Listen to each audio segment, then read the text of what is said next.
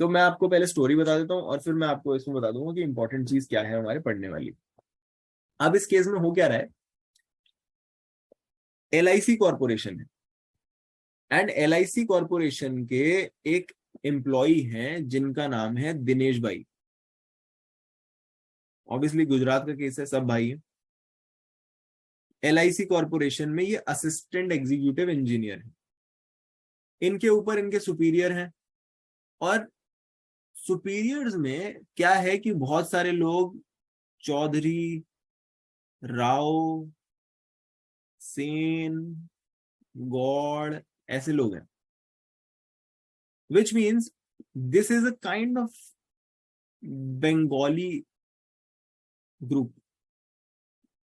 और ये जो हमारे दिनेश भाई हैं ये दलित में आते हैं,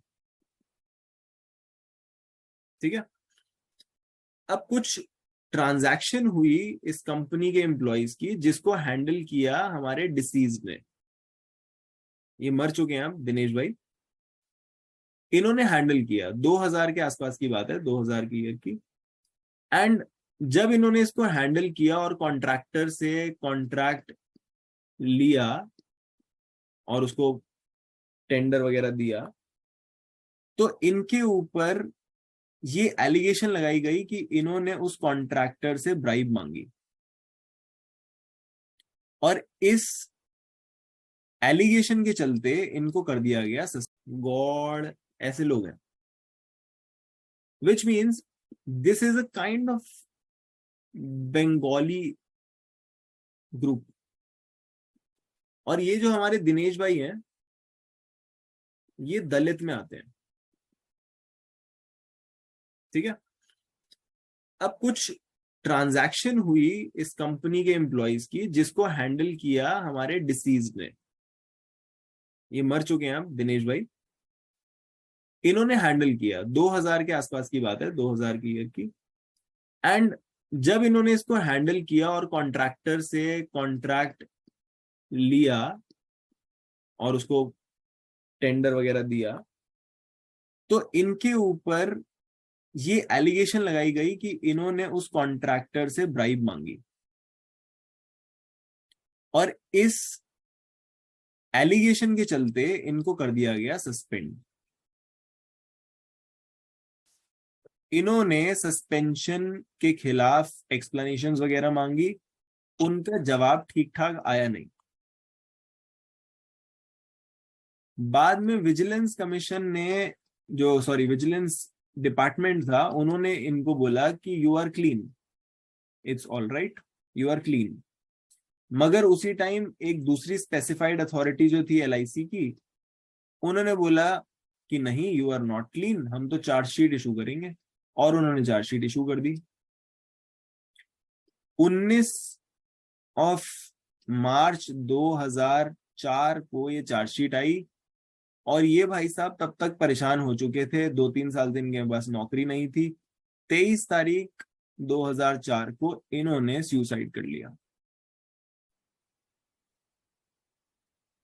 और ये सुसाइड अकेले नहीं किया, अपनी वाइफ को भी जहर खिला दिया, अपनी 2 बेटियों को भी जहर खिला दिया,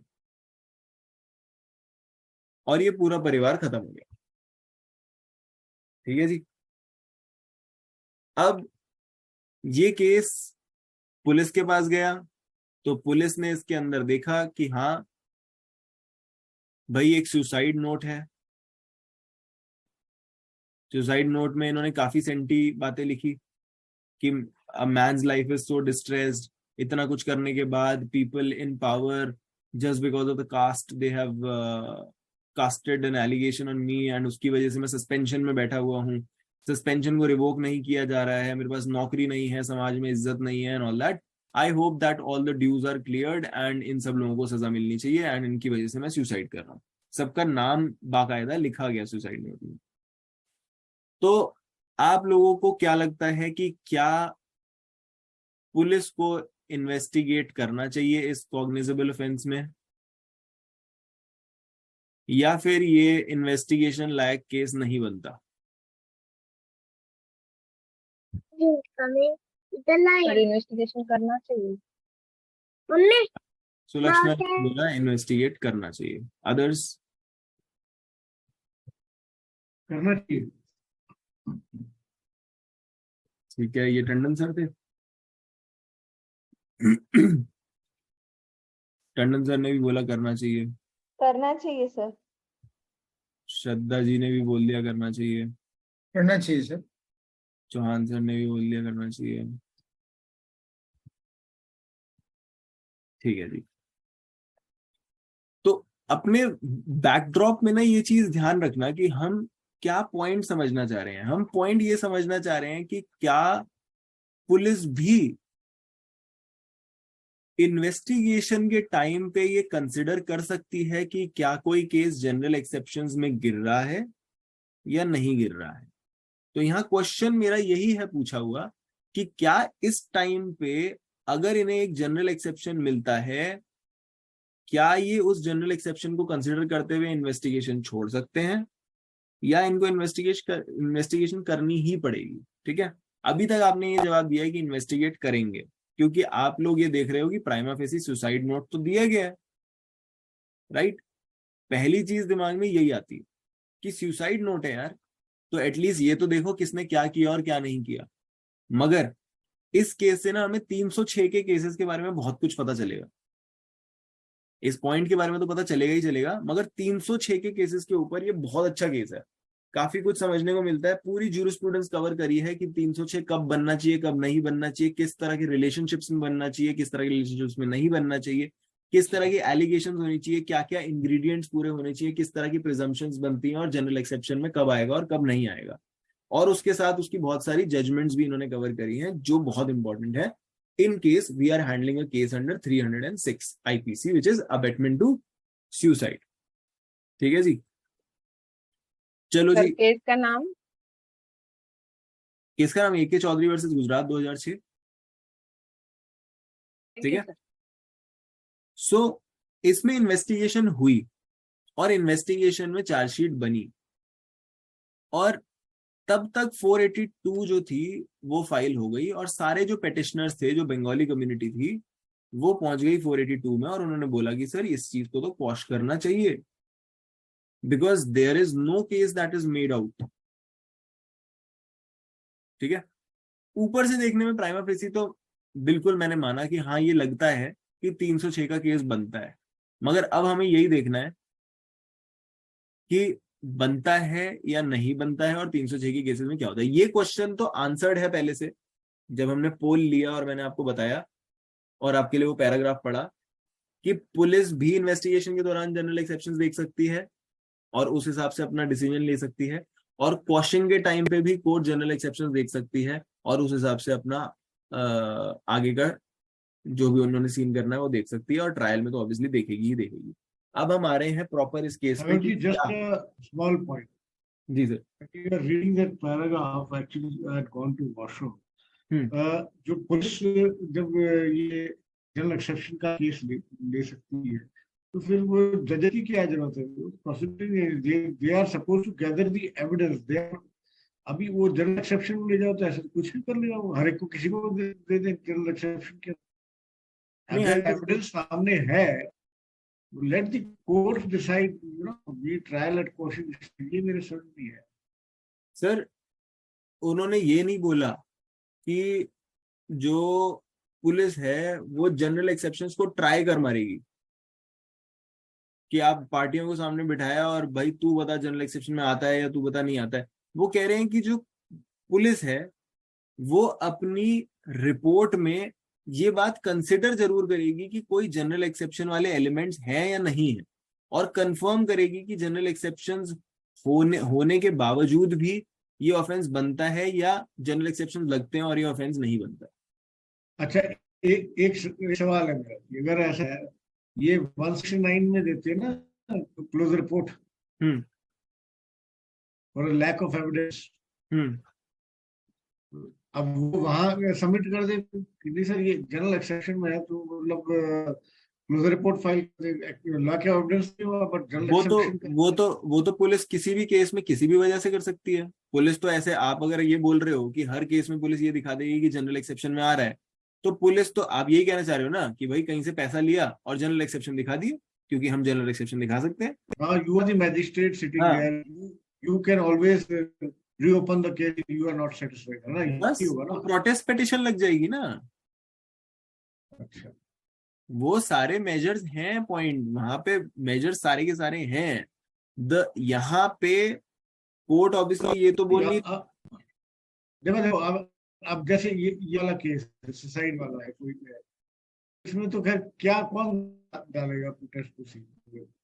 तो सारे क्यों मर नहीं गए डालेगा फैमिली सर? में। ऐसे सर जो आदमी चंदन मरा सर, है, उसके भाई हाँ, भतीजे वगैरह है ना।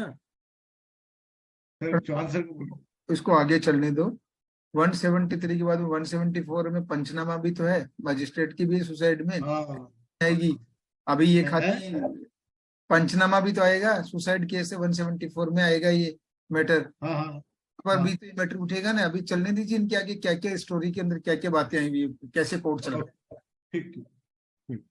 मेन बात समझने वाली यहाँ पे ये है, अब देखो ब्राइब लेके पुलिस क्या करेगी क्या नहीं करेगी वो तो फिर दुनिया के काम हो सकते हैं उसमें, मगर ये समझना हमारे लिए जरूरी है कि अगर हम प्रोसीजरली देखें तो कोर्ट की पुलिस की क्या ड्यूटी बनती है। जजमेंट हमें ये समझाने की कोशिश कर रही है कि जनरल एक्सेप्शंस को कंसिडर करना है या नहीं करना है, बस ये समझाने की कोशिश कर रही है। अब तुम पैसे लेके क्या करते हो और क्या नहीं करते हो वो एक अलग कहानी है, ठीक है। अब बढ़ते हैं आगे। तो इसमें क्या हुआ, जो केस बनाया गया ना वो ये बनाया गया कि सर इन लोगों ने मेरे ऊपर एलिगेशंस लगाई, एलिगेशंस की वजह से मेरा सस्पेंशन हुआ, और सस्पेंशन की वजह से मेरे को हैरासमेंट हुई, हैरासमेंट की वजह से मैंने सुसाइड किया या मेरे भाई ने सुसाइड किया, एंड क्योंकि मेरे भाई ने सुसाइड किया है तो अबेटमेंट टू सुसाइड बनता है, बिकॉज इन सब लोगों ने उसका सस्पेंशन कराया। अब पिटिशनर सामने से आते हैं और क्या क्या पॉइंट पेश करते हैं वो मैं आपके सामने रख रहा हूं। पहला बहुत ही इंपॉर्टेंट पॉइंट जो हम सब लोगों को दिमाग में रखना है कि इन मैटर्स में what is happening is there is a group of people, there is a party who is discharging their official duty.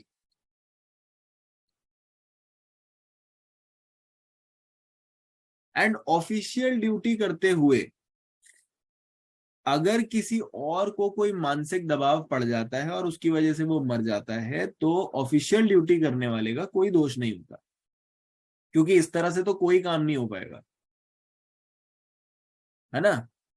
अब कोई पुलिस वाला अगर उसके पास कोई केस आया है तो भैया उसको आपके घर आना ही पड़ेगा, आपको इन्वेस्टिगेट करना ही पड़ेगा। किसी कोर्ट के पास आपका केस आया है तो आपको सम्मन्स भेजने ही पड़ेंगे। अगर उनकी ऑफिशियल ड्यूटी के डिस्चार्ज करने में आपको ऐसा लगता है कि ओ माय गॉड मेरे घर तो सम्मन्स आ गए, मेरी तो सारी इज्जत खत्म हो गई तो मैं सुसाइड कर लेता हूं, तो that is not on the magistrate और द पुलिस। तो फर्स्ट पॉइंट इज कि सर हम तो अपनी ऑफिशियल ड्यूटी कर रहे थे। अगर हमारे पास कोई कॉन्ट्रैक्टर ये कंप्लेंट लेके आया है कि मेरे से घूस मांगी गई है, अब हम उस चीज पे अगर कोई एक्शन ना लें तो हमारी डेरिलिक्शन ऑफ ड्यूटी हो जाएगी, हमें नौकरी से निकाल दिया जाएगा। वो करना तो गलत है ना। हमारे पास कोई कंप्लेंट आई तो हमने उस पर एक्शन लिया, which is a very valid point, right. तो पहली चीज ये हुई। सर ये अजम्पशन था कि फैक्ट था? ये फैक्ट है ना, क्योंकि एलआईसी के ही लोग हैं ना जिन्होंने उसको सस्पेंड किया है। नहीं कि मैं सुसाइड कर रहा हूँ क्योंकि मेरे पास समन आ गया, इज दिस नहीं, अजम्पशन और अ फैक्ट? ये तो मैं आपको एग्जांपल दे रहा था कि कोई आदमी अगर ये बोल दे कि मेरे घर पे सम्मन आ गया और इसलिए मैंने सुसाइड कर लिया, तो जिसने सम्मन भेजा उसको आप जेल करा दो क्योंकि उसने अबेटमेंट करी है, मेरे को सुसाइड करने के लिए प्रोवोक किया है। That would be wrong. ऐसे तो कोई भी गवर्नमेंट ऑफिशियल कोई भी आदमी अपना काम ही नहीं कर पाएगा ना। जिस भी आदमी के खिलाफ कर रहा होगा उसको हैरेसमेंट हो रही होगी और वो सुसाइड कर लेगा।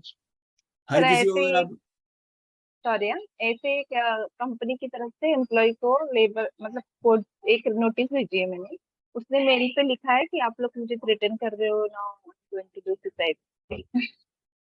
हाँ, तो ये चीजें नहीं चलती अनलेस एंड अनटिल आप पर्टिकुलर कंडक्ट दिखा सको। आपको कंडक्ट पर्टिकुलर दिखाना पड़ता है, ठीक है। चलो, अच्छा ये कहाँ पे लिखा हुआ है कि अगर आप कहीं पे ये इम्प्यूट करते हो कि सर किसी की कोई कंडक्ट था या इंटेंशन थी या मानसिक स्थिति थी, तो वो मानसिक स्थिति आपको पर्टिकुलरली उस एक्ट के साथ दिखानी पड़ेगी। आप जनरल कंडक्ट नहीं बता सकते आदमी का। कोर्ट के आगे अगर आपको ये बात प्रूव करनी है कि किसी के कंडक्ट की वजह से आपको कोई हार्म हुआ है, तो आपको वो पर्टिकुलर कंडक्ट दिखाना पड़ेगा। आप जनरल कंडक्ट के बारे में बात नहीं कर सकते। ये कहाँ पे लिखा गया है? 14 सेक्शन 8 इसका 14 सेक्शन 14 एविडेंस एक्ट, इसमें लिखा गया, ठीक है। और इसका एक्सेप्शन उसके पॉइंट नंबर 2 में दिया गया है। वो एक्सेप्शन क्या है? Previous conviction. क्योंकि कन्विक्शन एक ऐसी चीज है जो प्रूव हो चुकी है, वो आपके कंडक्ट के साथ जुड़ चुकी है, तो जरूरी नहीं है कि वो हर एक पर्टिकुलर एक्ट के साथ जोड़ के देखी जानी चाहिए। That is something that is a certification of your conduct, your general conduct, तो वो दिखाई जा सकती है। एनीवेज, पहला पॉइंट इन्होंने बोला कि सर हम अपनी ऑफिशियल ड्यूटी डिस्चार्ज कर रहे थे, हमारी कोई दिक्कत, हमारी कोई इसमें, हमने कोई गलत काम नहीं किया है। अब हमारी ऑफिशियल ड्यूटी करने की वजह से किसी के दिमाग पे ऐसा मानसिक दबाव पड़े कि वो सुसाइड कर ले, हमारी गलती नहीं। सेकंड चीज इन्होंने बोली कि sir disease never said anything about their being a conspiracy of Bengalis in his correspondence. तो जो ये मैटर उठाया गया, जो कंप्लेनेंट आए वो इनके भाई थे। उन्होंने ये बोला कि सर ये बंगालीज की कम्युनिटी थी, कॉन्स्पिरेसी इन्होंने करी और मेरे भाई को मार दिया, हरास किया क्योंकि वो दलित था। तो इन्होंने सामने से बोला कि सर ये जो बंगाली कम्युनिटी वाला कॉन्स्पिरेसी वाला इन्होंने पॉइंट उठाया है, ये कभी भी उस आदमी ने अपनी कॉरेस्पॉन्डेंस में तो नहीं बोला, ये अपने आप से यहाँ पे एक पॉइंट उठा रहे हैं। जब हमारे से मेल में बात हुई, उसने जवाब दिया, उन मेल्स का सस्पेंशन वगैरह का जवाब दिया, वहां पे तो इसने नहीं बोला कि क्यों because I am a Dalit and they are Bengalis they are targeting me. तो एक यहाँ पे कड़ी टूटी, ठीक है। So this is a very important observation कि उसका कंडक्ट दिखाया जा रहा है। अगर उसको ऐसा बंगाली कम्युनिटी वाला प्रॉब्लम था, तो it should have been shown in his conduct when he was corresponding with the company, जो कि उसने नहीं किया। हेंस दिस बिकेम 1 पॉइंट, ठीक है। तीसरा पॉइंट, वो कहते हैं कि सर ये ज्यादा से ज्यादा एक हैरासमेंट का केस बनता है अगर आप खींचतान के बनाना ही चाहते हो, मगर ये अबेटमेंट टू सुसाइड के लिए क्वालिफाई नहीं करता। जिसकी इम्प्लीकेशन क्या है? कई बार यही होता है, अबेटमेंट टू सुसाइड वाले जो मैटर होते हैं ना, उसके अंदर आदमी जेल से बचने की कोशिश करता है और अपने केस में ये बोलता है कि सर अबेटमेंट वगैरह का कोई केस नहीं बनता, ये तो हैरासमेंट है ज्यादा से ज्यादा। अब हैरासमेंट में क्या करोगे? हैरासमेंट में हमारी रेमेडी क्या होगी? एनीबडी?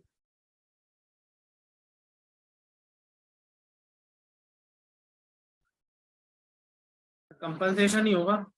बिल्कुल सही बात, कॉम्पेंसेशन होगा। सिविल केस डालोगे, सिविल केस में कॉम्पेंसेशन मांग लोगे, दैट्स इट। कम से कम जेल तो नहीं हुई ना। तो अबेटमेंट वगैरह के केसेस में it is a good defence to take when you have no other way to escape it. You can say sir proper abetment के लिए क्वालिफाई नहीं करता है, it is merely a case of harassment at the most, and for that compensation मांगी जा सकती है। इनको बोलिए कि क्रिमिनल कोर्ट से बाहर निकलिए और सिविल कोर्ट में जाके ट्राई करें, वहां जाके मुकदमा डालें और कॉम्पेंसेशन ले सके तो ले लें, राइट। देन अगला पॉइंट इन्होंने बोला, अगेन वेरी इंपॉर्टेंट, ये सारे बड़े इंपॉर्टेंट पॉइंट है, मुझे बहुत इंटरेस्टिंग केस लगा क्योंकि ये ब्रेनस्टॉर्म करवाएगा हमें कि क्या क्या चीजें अबेटमेंट के केस में ली जा सकती हैं। दूसरी चीज इन्होंने बोली कि सर 2000 का केस है, 2002 तक इनकी प्रोसीडिंग्स वगैरह चली, 2002 से 2004 तक ये सस्पेंडेड रहे। इस पूरे सस्पेंशन के 2 साल के दौरान इनके साथ इतना कुछ हो गया, तब तो इन्होंने कुछ नहीं किया। जब अल्टीमेटली जाके चार्जशीट बनी, तब इन्होंने सुसाइड कर लिया।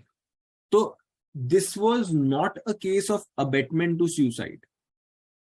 He had ample time to think about the action that he is going to take. He could have reached out to the courts कि सर ये LIC वाले जो लोग हैं, ये डिपार्टमेंट मेरे को हैरास कर रहा है, गलत तरह से चार्जशीट बना रहे हैं, गलत तरह से मुझे सस्पेंड कर रखा है, मेरी नौकरी मुझे वापस दिलाओ. That was the right way to do it. The reaction that he gave in the form of suicide was an abnormal reaction, and we cannot contain all the abnormal reactions by all the people in the world. So this was an abnormal reaction. क्योंकि जब हम abetment to suicide की बात करते हैं तो it says that one has to be induced or incited in a way that person does something that he should not be doing. तो आपको एक उस तरह की अलार्मिंग एनकरेजमेंट देनी है आदमी को. The word used by the court is, क्योंकि आप अबेटमेंट को अगर 306 में पढ़ोगे ना तो आपको बहुत जनरल बात दिखाई देगी. Proper word that should be used is an alarming encouragement, कि मैंने किसी को इस तरह से एनकरेज किया, इस तरह से प्रोत्साहित या दुष्प्रेरित किया कि एट द वेरी मोमेंट मैंने उसके लिए कोई और चॉइस ही नहीं छोड़ी. He had to go and commit suicide. That way, that is what will come under 306 का abetment to suicide, not a case where you get 2 years to think about what you're gonna do next. तो एक point ये उठा. ठीक है. पांचवा point उन्होंने बोला कि सर ये बोल रहे हैं कि मैं दलित हूं, तो दलित हो तो क्या 306 कुछ अलग तरह से आपके लिए काम करेगा? You are not immune to law. अगर आपके खिलाफ कोई कंप्लेंट आती है तो जिस प्रकार हम दूसरे लोगों के लिए इस कंप्लेंट को उठाएंगे और उनको क्लैरिफिकेशन मांगेंगे, चार्जशीट बनाएंगे, उनके खिलाफ डिपार्टमेंटल प्रोसीडिंग करेंगे, वैसे ही आपके खिलाफ भी करेंगे. दलित और नॉट डज नॉट मैटर. पांचवा पॉइंट इन्होंने ये बोला. और छठा पॉइंट इन्होंने बोला, सर हाँ जी, ये मैं पूछ रहा था, इसके अंदर SC/ST एट्रोसिटीज एक्ट क्यों नहीं लगाया गया? वो भी लगाया गया, वो भी लगाया गया, मगर वो हमारा सब्जेक्ट नहीं है अभी यहाँ पे. वो भी लगाया गया. एट्रोसिटीज एक्ट का 3, 4, 5, 6, 10 ये सारे सेक्शन लगाए गए हैं. ठीक है. 6 में छठा पॉइंट इन्होंने बोला कि FIR जो दी गई है सिर्फ उसके बेसिस पे पुलिस अरेस्ट नहीं कर सकती, because it has many consequences and prima facie कोई ऐसा एविडेंस है नहीं जो 306 का केस बना दे. सातवीं बात इन्होंने बोली कि सेक्शन 76 में they are doing their duty, they are bound by law to do a duty that they are doing, and hence they are protected under general exceptions. ठीक है जी. आठवां पॉइंट इन्होंने बोला कि जिस कॉन्ट्रैक्टर की बात हो रही है यहाँ पे, वो कॉन्ट्रैक्टर खुद भी दलित है. अब ऐसे तो दलित भी दलित को फंसा रहा है, तो वो दलित और बंगाली वाला पॉइंट तो हमारे ऊपर ऐसे नहीं लगाया जा सकता कि just because he was Dalit and we are from another caste, that is why we were doing something wrong to him. तो ये आठवां पॉइंट बोला इन्होंने. नाउ केम डिसीज्ड की पार्टी. डिसीज्ड वाली पार्टी ने क्या बोला? डिसीज बोलता है कि सर इन लोगों ने पहले तो 1-2 साल तक मेरे को नचाया.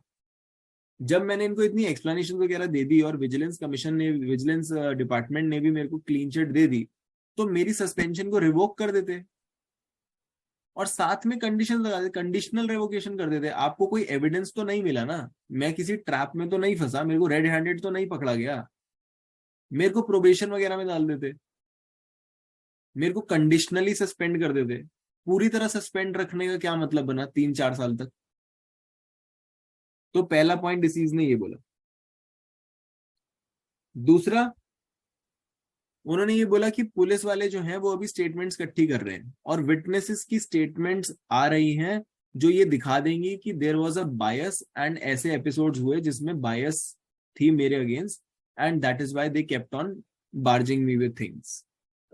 तो आप उनका वेट कीजिए एंड अभी इसके ऊपर ऐसी कोई कार्रवाई नहीं होनी चाहिए। ठीक है। तीसरा पॉइंट उन्होंने बोला, अब ये पॉइंट इंपॉर्टेंट है, तीसरा पॉइंट उन्होंने बोला कि sir according to 105 because they are trying to take general exception as a burden, oh sorry, general exception as a defense, the burden of proof is on them, कि वो prove करें कि general exception में वो fall करते हैं, burden of proof उनके ऊपर होना चाहिए। एंड एडिशनली जो जनरल एक्सेप्शन का पॉइंट है, it can not be entertain, अब यही हमारा मूट पॉइंट है, it can not be entertained. बाकी सारी कहानी तो 306 के ऊपर है, मगर ये हमारा मेन पॉइंट है कि general exception can not be entertained at the stage of quashing, it should be tried और it should be considered at the time of trial. तो आप अभी मत देखो जनरल एक्सेप्शंस, अभी आप सिर्फ ये देखो कि प्राइमा फेसी केस बनता है या नहीं बनता है, उसका पूरा ट्रायल करो, ट्रायल में जाके ये अपना जनरल एक्सेप्शन दिखाएंगे तो छोड़ देना, मगर at the time of quashing don't look at general exceptions. यहां तक कहानी समझ आ गई कि इनका क्या पार्ट है और इनका क्या पार्ट है, ये लोग क्या बोलना चाहते हैं, इनका क्या तर्क है, वो हमें 8 पॉइंट्स में समझ आ गया, इनका क्या तर्क है हमें 8 पॉइंट्स में समझ आ गया। मेन मूट पॉइंट ये है कि क्या जनरल एक्सेप्शंस क्वॉशिंग के टाइम पे और पुलिस इन्वेस्टिगेशन के टाइम पे कंसिडर होने चाहिए तो कैसे होने चाहिए, ये हमारा मेन मूट पॉइंट है। ठीक है जी। अब आ जाते हैं कि अब कोर्ट क्या बोलती है इस पूरे मैटर में।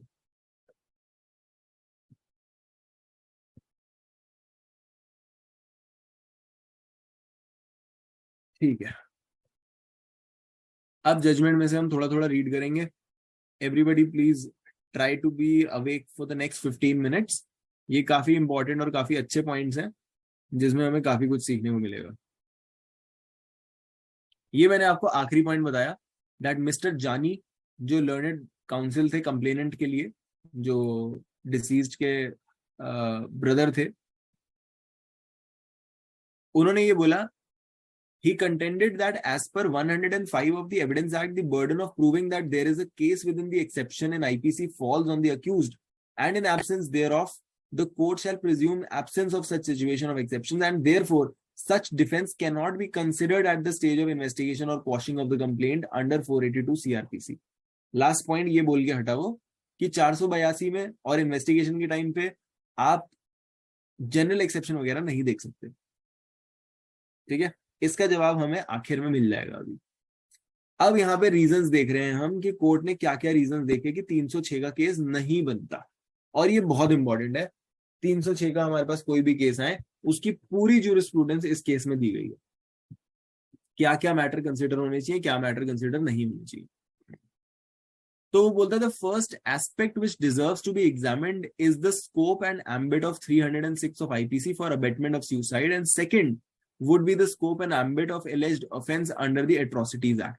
तो हमें एक तो देखना है 306 के क्या इंग्रेडिएंट्स होते हैं और एट्रोसिटीज एक्ट्स में जो इनके ऊपर सेक्शन लगे हैं उनके क्या इंग्रेडिएंट्स होते हैं।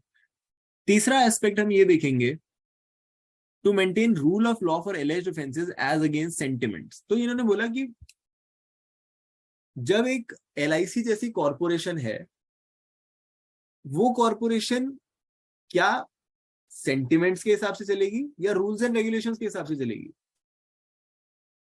अगर सेंटिमेंट के हिसाब से चलने लगी तो they will have to look at the likes and dislikes of the person against whom the allegation is made, and obviously that person is going to dislike whatever is happening with him. जबकि वो rules और regulation के हिसाब से चलेगी तो जिसके भी खिलाफ ब्राइबरी वगैरह जैसी कोई घोर एलिगेशंस आती हैं उसके खिलाफ इंक्वायरी करना बनता है। तो तीसरा पॉइंट हम ये देखेंगे। चौथा point, the fourth aspect would be to consider whether allegations made in the complaint and material available make out the commission of alleged offences. जो हमारे सामने एलिगेशंस आई है, कंप्लेंट आया है, मटेरियल आया है, क्या उससे एलिज्ड ऑफेंस बनता है नहीं बनता है। और पांचवी चीज, the peculiar facts and circumstances of the case which deserve to be recorded, and sixth would be whether the law has provided any remedial measure. अगर 306 में ये केस नहीं बना सकते तो इनके पास क्या रेमेडी है कंप्लेनेंट के पास? वो मैं आपको पहले ही बता चुका हूँ, सिविल रेमेडी है, जाके कॉम्पेंसेशन मांगो। ठीक, अब बढ़ते हैं आगे। यहां से 2-3 एग्जाम्पलरी केस मिलेंगे हमें, जिसमें हमें पता चलेगा कि सुप्रीम कोर्ट ने अलग अलग 306 के केसेस में क्या किया है। चलो जी।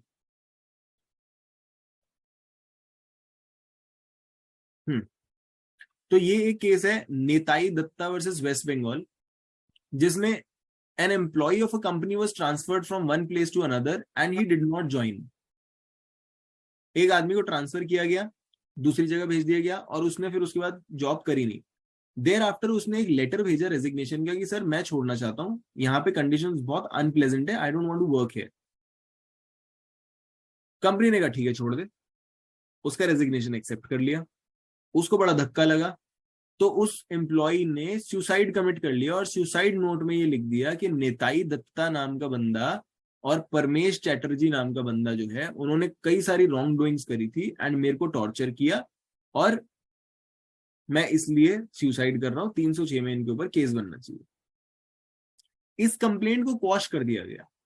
क्यों क्वॉश किया गया? कोर्ट ने बोला there is absolutely no averment in the alleged suicide note that the present appellant had caused any harm to him और in any way was responsible for delay in paying salary to the deceased. तो point to be noted क्या है 306 में? ये elements अगर आप लिखना चाहो तो कहीं पे लिख भी सकते हो कि 306 में हमें क्या क्या दिखाना होता है। 306 में पहली चीज है you have to show particular and cogent actions that were taken by the person who has been alleged. आप जनरली ये नहीं बोल सकते कि इसकी किसी करनी की वजह से मेरे दिमाग पे असर पड़ा, या इसने मुझे परेशान किया, या इसने मेरे साथ क्रूएल्टी करी, या इसने मेरे साथ हैरेसमेंट करी। आप ये जनरल शब्द यूज नहीं कर सकते। यही गलती हमारे ये वाले केस में भी हुई, AK चौधरी में। उसने क्या बोला?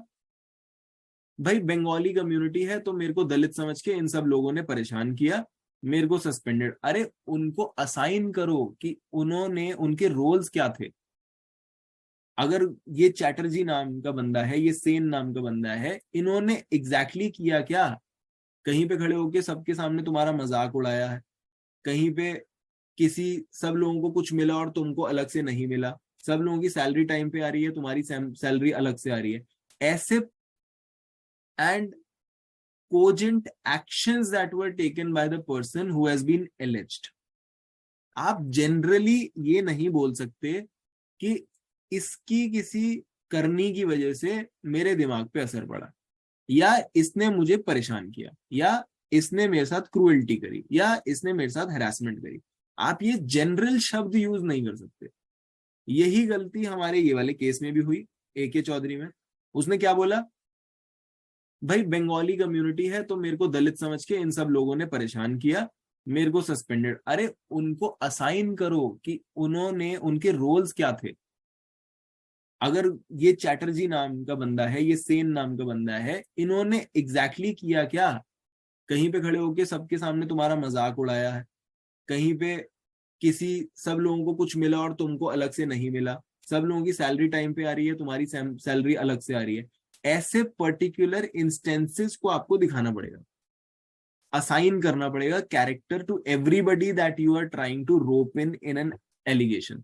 ये नहीं कि जनरली 8 आदमी पकड़े और बोल दिया कि इन सब ने मुझे हरास किया, इन्हें मारो पकड़ के, वो चलेगा नहीं। ठीक है, तो बोलता है it seems that the deceased was very much dissatisfied with working conditions at the workplace. Obviously he was dissatisfied and it may be noted कि इसने ऑफिस ज्वाइन भी नहीं किया, उसके बाद अपने आप को एब्सेंट कर लिया था, ऑफिस आया भी नहीं। देख तो लेता जाके कि कैसा है वहां पे। हो सकता है तेरा पहले वाला ऑफिस अनप्लेजेंट हो, जगह खराब हो, लोग खराब हो, दूसरी जगह जाके तो देखता। तो उन्होंने बोला it cannot be said that the present appellant had in any way instigated the deceased to commit suicide and was responsible for that. An offense under 306 would stand only if there is an abetment for the commission of the crime. The parameters of abetment have been given in 107, जिसमें वो बताते हैं कि किसी को instigate करना, engage करना या एड करना, ये सारी चीजें होती हैं। ठीक है, then In the suicide note, except referring to the name of the appellant at two places, there is no reference of any act or incidents whereby the appellant herein is alleged to have committed any willful act or omission or intentionally aided or instigated. वही चीज जो मैंने अभी आपको बताई, आपने उनका सिर्फ नाम डाल दिया, इसकी वजह से उनके ऊपर 306 नहीं बनेगा। जैसे लोग 498 के केसेस में नहीं करते थे, उठा के बस भाई को भी डाल दिया, उसके दामाद को भी डाल दिया, दूसरी बहू को भी डाल दिया, माँ को भी डाल दिया, चाचा चाची को भी डाल दिया, क्योंकि वो एक बार घर आए थे, उससे उनके ऊपर केस नहीं बन जाता। You have to assign a particular character, particular conduct to the person. और यही ये बोल रहे हैं कि सिर्फ नाम लिखने से नहीं होगा, आपको एक्ट्स और इंसिडेंट्स बताने पड़ेंगे कि उन्होंने विलफुली आपके साथ ऐसा ऐसा किया। There is no case that the appellant has played any part or role in any conspiracy. आपने उनका पार्ट और रोल ही नहीं बताया कॉन्स्पिरेसी में, तो हम ऐसा नहीं कर सकते। The prosecution initiated against the appellant would only result in sheer harassment to the appellant without any fruitful result. In our opinion, the learned single judge seriously erred in holding that the first information report against the appellant disclosed elements of cognizable offense. Therefore, there was absolutely no ground to proceed against the appellant. इन्होंने quash कर दिया इसको। अब हम आ गए दूसरे case पे। तो ये बात आपको समझ आ गई होगी। इस केस में हमारा सीखने का सिर्फ यही था कि आपको particular incidences, particular act, particular part और रोल दिखाना है if you want to make a case of 306, because 306 एक ऐसा केस है जिसमें एक पार्टी अब एब्सेंट है, उससे पूछताछ नहीं हो सकती, प्रॉपर उस तरह का एविडेंस नहीं मिल सकता जो दो लोगों के प्रेजेंट होने में मिलता है। तो यहाँ पे जिस लेवल का प्रूफ चाहिए वो लेवल बहुत ज्यादा स्ट्रिक्ट हो जाता है। Unless and until there is a case where presumption lies. और अबेटमेंट टू सुसाइड की प्रिजम्पशन कहां पे दी गई है एनीबॉडी?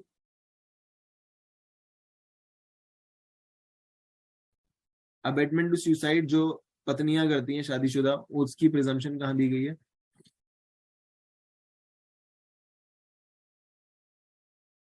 सात साल के अंदर क्रूएल्टी हो जाए 13 एविडेंस है 113 ए, ये तो चार ए में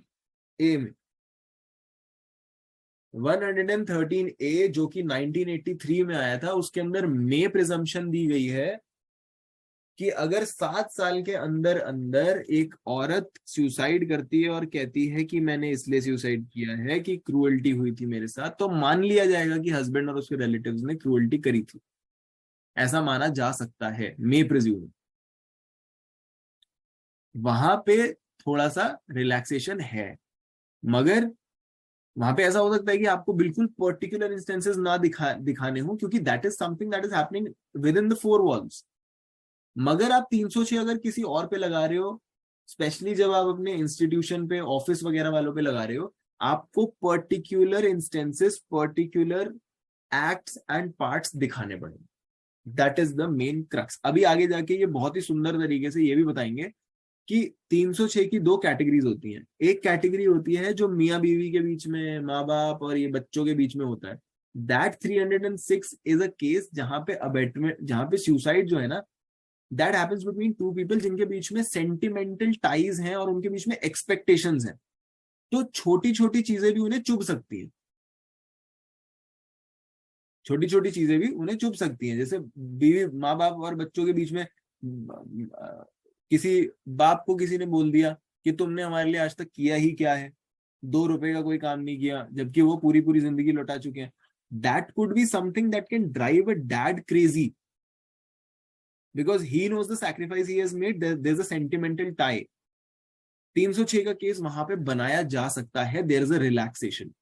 बहुत स्ट्रिक्टली आपको ये वाला रूल फॉलो नहीं करना है कि एकदम पर्टिकुलर एक्ट्स एंड रोल्स दिखाओ कि 306 में।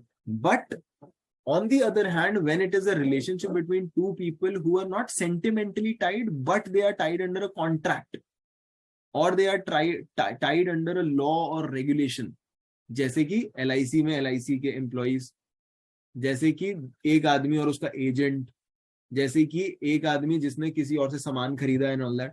अब उनके बीच में अगर दुकानदार से आपने कुछ सामान खरीदा, अब मैं कल ब्रेड लेके गया था दुकानदार के पास, उसमें एक्सपायर्ड थी, वो फंगस कुछ लगी हुई थी, मैंने वापस दे दी कि भैया मेरे को नहीं चाहिए, उसने चुपचाप रख ली। अगर इस केस में वो मुझे ऐसा बोल देता कि मैं नहीं लूंगा वापस, मैंने तो दी इसीलिए थी, खा के मर जाओ, गंदे लोग हो तुम, इस सोसाइटी में होने ही नहीं चाहिए थे तुम, क्या ये बात मेरे लिए इतनी बड़ी बात हो सकती है कि मैं सुसाइड कर लूं? कि एक दुकानदार मुझे बोल रहा है कि ब्रेड खा के मर जा।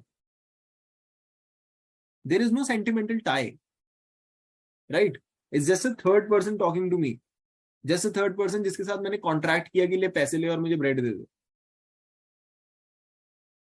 तो यहाँ पे हमें स्ट्रिक्टली फॉलो करना पड़ेगा 306 की एक अलार्मिंग सिचुएशन में मेरे को इंसाइटमेंट होनी चाहिए because of my particular act और particular words by which I intended कि अगले बंदे के पास कोई चॉइस ही ना हो और उसका दिमाग इतना फ्रस्ट्रेट हो जाए कि वो जाके सुसाइड कर ले।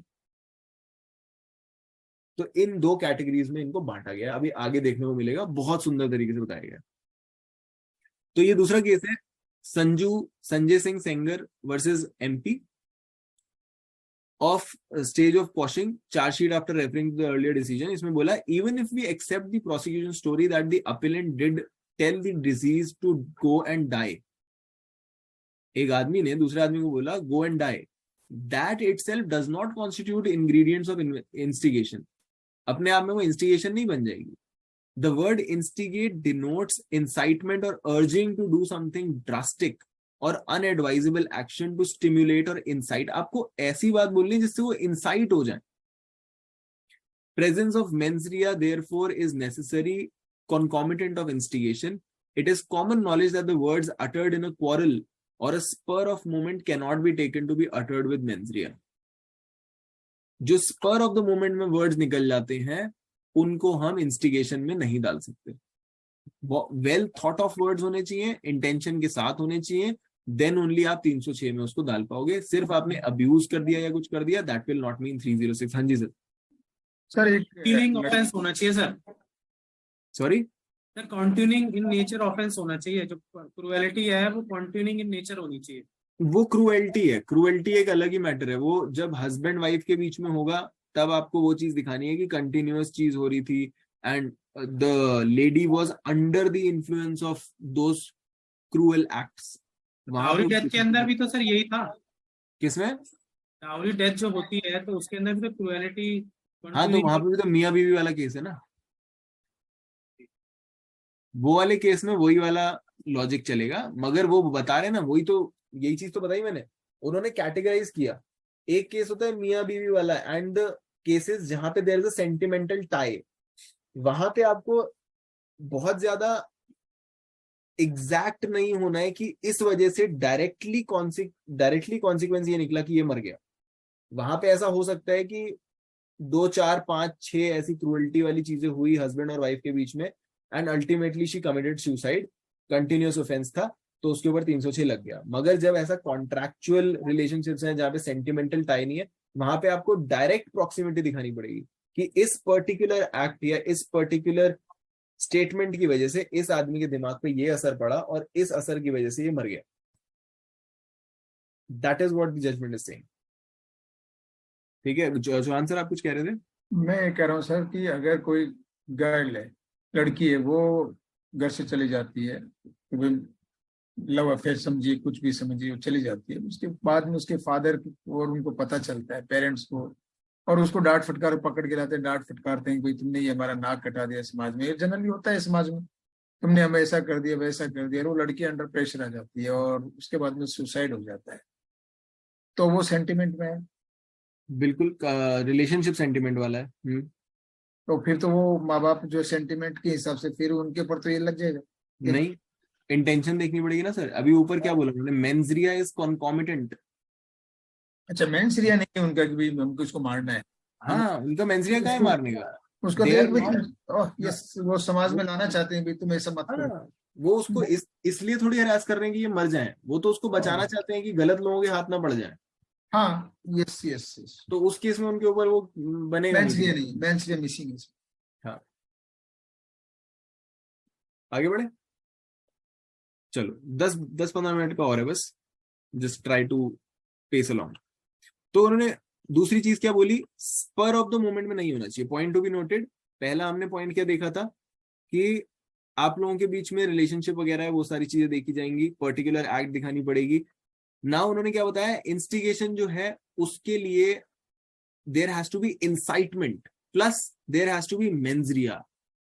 तीसरी चीज, स्पर ऑफ द मोमेंट या क्वारल के टाइम पे नहीं होना चाहिए, क्योंकि क्वारल में तो सब गाली गलौज माँ बहन कर रहे होते हैं, उसको आप दिल पे लेके बैठ जाओ, वो एकदम से उसने मेरी माँ को गाली दे दी, बहन को गाली दे दी और आपने सुसाइड कर लिया, that would not mean 306। That is you being overly reactive, you being overly reactive. उसकी कोई गर्लफ्रेंड थोड़ी हो तुम कि उसने हल्की सी गाली गलौज क्या कर दी तुम बुरा मान के बैठ गए। You have to look at the kind of relationship that you both share, ठीक है। तो चौथी चीज ये हुई, assuming that the deceased had taken the abusive language seriously, he had enough time in between to think over and reflect। अब ये पांचवा पॉइंट ये है कि जब डेथ हुई और जब उसको इंसाइट किया गया, उसके बीच में इतना ज्यादा टाइम नहीं होना चाहिए जिससे ये दिखाई दे कि the person could think about it. तो प्रॉक्सिमिटी का एलिमेंट आ गया। छठी चीज हो गई, पांचवी चीज हो गई प्रॉक्सिमिटी, ठीक है। तो पहली चीज हमने क्या देखी थी कि जो इंसाइटमेंट करी जा रही है उसमें आपको पर्टिकुलर एक्ट्स दिखाने पड़ेंगे। फिर हमने देखा कि आपको इंसाइटमेंट में क्या क्या आता है, ऐसी चीज जिसकी वजह से एक अलार्मिंग सिचुएशन में आपको कुछ धक्का लगता है कि ये करना चाहिए, अनएडवाइजेबल एक्शन करने के लिए स्टिमुलेट हो जाते हो, आपको फिर मेंजरिया दिखाना पड़ेगा। फिर it should not be the spur of the moment, it should not be a quarrel. और छठी चीज, उस बीच में टाइम नहीं होना चाहिए बहुत ज्यादा, आपके पास सोचने समझने का टाइम ज्यादा नहीं होना चाहिए, वो ऐसी चीज होनी चाहिए जिसकी वजह से वो हो गया, ठीक है। देन सिर्फ अब्यूजिव लैंग्वेज से कोई फर्क नहीं पड़ता। तो आगे बोलता है, a plain reading of the suicide note would clearly show that the deceased was in great stress and depressed. Great stress था, उसे बहुत स्ट्रेस था। One plausible reason could be that deceased के पास कोई काम नहीं था, कोई एवोकेशन नहीं था, और वो घर आके गाली गलौज करता था, पी पू आके आता था। He was a frustrated man, और उससे ये सजेस्ट होता है कि अपने माइंड और सेंसेस में वो नहीं था। तो उसकी बीवी ये स्टेटमेंट दे रही है पुलिस को कि सर ये घर आता था, दारू पीता था, मुझे मारता भी था, मेरे से गाली गलौज भी करता था, बहुत ज्यादा फ्रस्ट्रेटेड था, इस फ्रस्ट्रेशन में इसने सुसाइड कमिट कर लिया। तो ये तो उसी की खुद की गलती है भाई, आप खुद ही दारू वारू पी रहे हो, खुद नशे में रह रहे हो, उस चक्कर में आप अपना you lose your mind and you commit suicide. तो आप उस आदमी के ऊपर ब्लेम नहीं डाल सकते जिसने आपको नौकरी से निकाला था। सर एक चीज इसमें पूछनी थी सर मुझे। हाँ जी। ड्यूरिंग ना स्कूल टाइम्स के अंदर भी बहुत ज्यादा होता है कि हम देखते हैं कि टीचर्स ना बहुत ज्यादा मेंटली प्रेशर बनाते हैं स्टूडेंट्स को, जो ये कारण बनता है सुसाइड करने का। हाँ जी। तो उस टाइम के अंदर जैसे हॉस्टल के अंदर जब बच्चे रहते हैं तो सुसाइड अटेम्प्ट करते हैं, तो क्या ये बहुत बड़ा एक फैक्टर प्ले कर सकता है? तो टीचर्स तो बोलते हैं हम उनके भले के लिए ही कह रहे हैं, लेकिन जो बच्चे सुसाइड करते हैं, अगेन फैक्ट्स एंड सर्कमस्टांसेस पे डिपेंड करेगा। कभी कभी क्या होता है, कुछ बच्चे तो इतने ओवर रिएक्टिव होते हैं कि हम जैसे सर अभी एक NLU का ना एक सर्वे हुआ था जिसमें सबसे ज्यादा स्टूडेंट्स वहाँ के सुसाइड अटेम्प्ट कर रहे हैं नेशनल यूनिवर्सिटी के अंदर। तो ये देखा गया क्या था, वर्क बर्डन था कि क्या था, तो टीचर्स इतना ज्यादा प्रेशर बना देते हैं जो सुसाइड अटेम्प्ट कर लेते हैं और वो नहीं ले पाते हैं स्ट्रेस। ये हैंड इन हैंड जाएगा टीचर्स के खिलाफ? नहीं, क्योंकि पहली बात मेंजरिया नहीं है, दूसरी बात प्रॉक्सिमिटी नहीं है, तीसरी बात पर्टिकुलरली उसे कोई पर्टिकुलर एक्ट से टारगेट नहीं किया जा रहा है। It's the same condition for everybody, it's not one student who is being burdened under discrimination कि बाकी सबको कम काम दे रहे हैं, इस आदमी को ही ज्यादा काम दे रहे हैं, इसी को मार पीट रहे हैं, इसी को कम नंबर दे रहे हैं। That would count as abetment to suicide under 306। But otherwise बहुत ज्यादा बर्डन की वजह से सबके ऊपर ही बर्डन है, उस वजह से 2-4 निकल लें तो उसकी कॉम्पेंसेशन बन सकती है सिविल में, but it will not become a criminal offence under 306। Her board की एग्जामिनेशन में बच्चे बहुत सुसाइड करते हैं रिजल्ट आने के बाद में, पहले अब तो आजकल बहुत कम हो गए। तो ये सारी चीजें आती थी, लेकिन वह मेंसरिया नहीं था। बोर्ड का नहीं कि मारना है किसी को, बोर्ड का पेपर सबका कॉमन है। Correct. So mens rea and particular acts, तो ये जितने भी एसेंशियल बताते जा रहे हैं ना, ये एसेंशियल्स पूरे होने चाहिए। 306 कोई छोटा ऑफेंस नहीं है, तो आपको बहुत स्ट्रिक्टली फॉलो करने पड़ते हैं ये एसेंशियल्स, ठीक है। तो क्या बोल रहा है कि ग्रेट स्ट्रेस था, डिप्रेस था, दारू वारू पी के आता था, तो बोलता है कि wife made a statement under 161 before the investigating officer. She stated that the deceased always indulged in drinking wine and was not doing any work. She also stated that on 26 July her husband came to them in an inebriated condition and was abusing her and other family members. The prosecution story, if believed, shows that the quarrel between deceased and the appellant had taken on 25 July. Wife और husband के बीच में quarrel हो गई 25 जुलाई को. उसकी नौकरी जा रखी थी, स्ट्रेस में रहता था, रोज दारू पी के आता था. 25 जुलाई को उनके बीच में लड़ाई हो गई. And if the deceased came back to the house on 26 July, 25 जुलाई को लड़ाई करके चला गया, 26 जुलाई को वापस आया घर, it cannot be said that the suicide by the deceased was the direct result of the quarrel that happened between him and the wife on 25th July. तो हम ये नहीं बोल सकते पिछले दिन जो उनके बीच में लड़ाई हुई थी उसी की वजह से अगले दिन उसने सुसाइड किया. एक तो टाइम बहुत ज्यादा हो गया, दूसरी चीज he was drinking constantly. You cannot blame it only on the wife कि इसी के बोलने से डेथ हुई है. वो धड़ाधड़ दारू पीता जा रहा है, उसकी दिमागी मानसिक हालत ही खराब है. तो that also mitigates the blame on the wife. Viewed from the aforesaid circumstances independently, we are clearly of the view that the ingredients of abatement are totally absent. It is in the statement of the wife that the deceased always remained in drunken situation. It is a common knowledge that excessive drinking leads to debauchery. It clearly appeared, therefore, that the deceased was a victim of his own conduct. तो आप ये 7वां ingredient है कि the victim should not be the deceased should not be the victim of his own conduct, unconnected with the whatever situation is happening. आपके खुद की conduct की वजह से, अब खुद के कंडक्ट में क्या क्या आता है, एक तो ये दारूबाजी आ गई कि आप दारू पीने लगे, ड्रग्स में चले गए, डिप्रेशन. अब इन चक्करों में दिमाग फिर जाएगा और खुद कुछ कर लोगे तो उसका कोई और जिम्मेदार नहीं होगा. If you can not control your self, you can not put your self, contain your self in Sen walls, अगले बंदे के ऊपर आप ब्लेम नहीं डाल सकते उसका, राइट? तो उसका खुद का कंडक्ट ऐसा नहीं होना चाहिए. कुछ लोग बहुत ओवर रिएक्टिव होते हैं, छोटी छोटी चीज पे रोने लग जाते हैं, चीजें फेंकने लग जाते हैं, सुसाइड तक पहुंच जाते हैं, है ना? तो वो सारी चीजें, वो भी एक कंडक्ट होता है. तो सेल्फ हार्मिंग कंडक्ट अगर आपका है तो वो फिर आप दूसरों के ऊपर ब्लेम नहीं डाल पाओगे उस चीज का.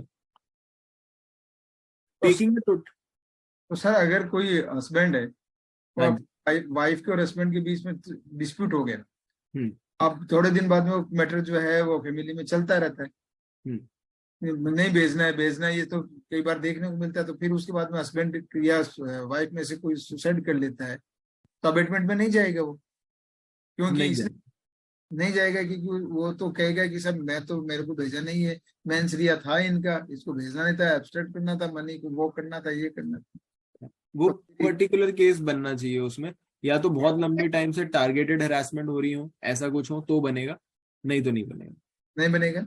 नहीं, सर्कमस्टेंस पर डिपेंड करेगा, सर्कमस्टेंसेस पर डिपेंड करेगा. ये सारे जितने इंग्रेडिएंट्स बोल रहे हैं सब कुछ कवर होना चाहिए. बहुत टफ है इसके अंदर किसी को लेके आना और सारे इंग्रेडिएंट्स पूरे करना. लेकिन प्रैक्टिकल में तो पुलिस गिरफ्तार करके अंदर डाल देती है सर. अब पुलिस तो सर थोड़ा बहुत तो फिर सहना ही पड़ता है. आप एक सोसाइटी में रह रहे हो, तो कर देते, वो तो कुछ नहीं देखते, वो तो करना ही पड़ेगा. So taking the totality of material on record, the facts and circumstances into consideration will lead to irresistible conclusion that the deceased alone was responsible for his death. अपने खुद की डेथ के लिए खुद ही वो जिम्मेदार था. अब ये हमें पढ़ने की जरूरत है नहीं. नेक्स्ट हमें पढ़ना है सुनील कन्हैयालाल जानी.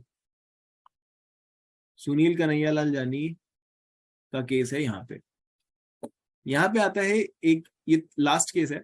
The division bench of the court, in this case, Sunil Kanhaiyalal Jani, after taking into consideration the apex court in Chanchal Kumari and abstracting the relevant observations under Birdi Chand Sharda regarding the psychological aspects of suicide, further observed in para 8. क्या observe किया psychological aspect में? If the evidence is viewed keeping such law in mind, we do not see any person to accept contention advanced on behalf of the state and upset the finding of the lower court. Simply someone comes before the court and says that both the spouses were often quarreling is not sufficient, because that would not clearly establish the knowledge or intention relating to the crime and proximate assistance. There may be difference of opinions. If on one or the other issue the spouses are often quarreling It is usual wear and tear of married life, and certainly that would not lead anybody to end his or her life. One would bring end of the life by putting compelling in the alarming circumstances with no opinion. ये important line है. जो incitement होती है, that should fall under the bracket of compelling or alarming circumstances. जो छोटी मोटी मियाँ बीवी के बीच में लड़ाइयां होती रहती हैं, आप उसको इंसाइटमेंट की कैटेगरी में नहीं डाल सकते. इंसाइटमेंट की कैटेगरी बनाने के लिए जो 306 में आपको दंडित करवाएंगी वो होगी कंपेलिंग एंड अलार्मिंग सर्कमस्टांसेस. ठीक है. The prosecution therefore has to show what was the apple of discord so as to determine about the abatement. The case in general terms is not sufficient. General case बनाएंगे तो आप 306 में prosecute नहीं कर पाएंगे किसी को.